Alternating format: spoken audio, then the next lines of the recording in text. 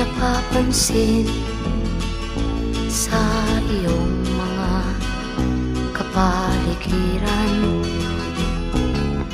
Kay dumi na ng hangin, pati na ang mga ilog natin. Hindi nga masama ang pag-unlad, at malayo-layo na rin ang ating narating. Ngunit masdan mo ang tubig sa dagat, dati kulay asul, ngayon'y naging itim.